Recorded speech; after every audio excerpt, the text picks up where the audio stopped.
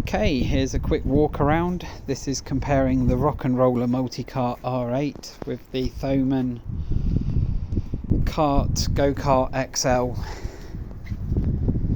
which basically, in my opinion, is Thomann's knockoff of the Rock and Roller. They look extremely similar. Obviously we've got significantly bigger back wheels on the go-kart, which I don't think, no, they're not inflated. And yeah, the Rock and Rollers lasted me 10 years. Unfortunately, the front wheels gave way, and I thought it would be fun to order some new wheels for it and tart it up a bit. So she's looking nice now. I've had to respray and touch up some of the missing paintwork, little bits of corrosion building up, and the weak point on these is around here, because this tube here has lost its shape a little bit, and it seems to be that the pressure that goes on this front wheel is where the weak spot is. Having said that, I have owned it for 10 years and it has lasted well. I've probably done, I don't know, 200 gigs with it, maybe more. Anyway, this is the Millennium truck in comparison. You might have noticed you've got a brake on both wheels with a Rock and Roller, whereas this one it's just the one. The wheels are a bit bigger on the Millennium truck. It does feel quite solid and sturdy.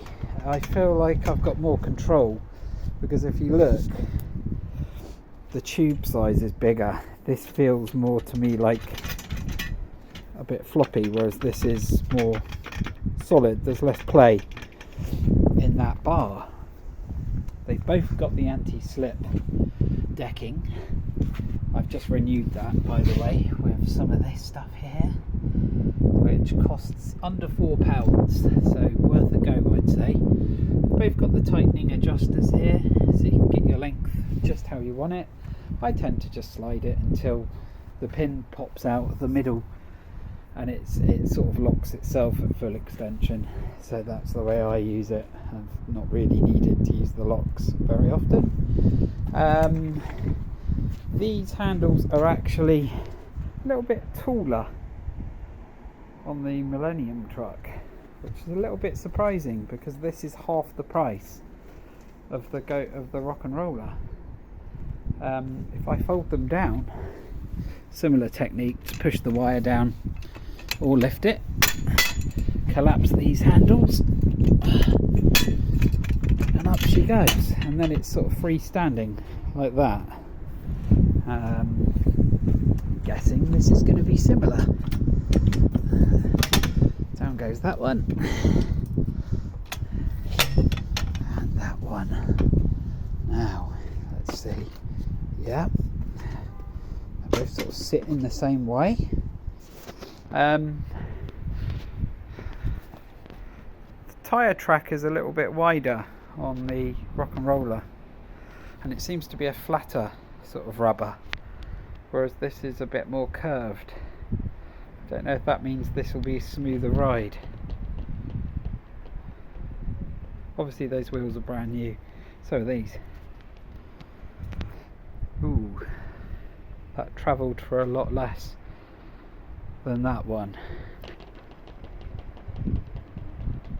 Yeah, that's a bit of a smoother roller, and you can see the ball bearings there, and here's the ball bearings on that one. Oh, a lot less movement on that one. So yeah, perhaps not as smooth a ride in the long run, but we shall see. This was 85 quid versus 200, so I suppose there may be a few compromises, but like I say, this Rock and Roll has done me well. 10 years, and gonna give this one a little go. So hope that helps someone out there. They're very similar in size. One thing to note, if you are going to swap over, those rear wheels are the main difference, and that does affect the overall width. So if I line them up, and that's pretty much even now. On this side, you've got an extra 2 inches, I'd say. And there we go. Obviously the paint will come off in time, but that would be said about anything really. And yeah, I think that will just about cover it. The wheels can be replaced front and back on both. These wheels are quite cheap to replace, they're £8. These are 20 quid each. So yeah, as you can see, those ball bearings are exposed, these ones are sealed. So yeah, I have heard that's the weak spot on those ball bearings, but we shall see. Anyway, once again, I do hope that that's helped somebody out there. If you're thinking about buying, I'd say give it a try.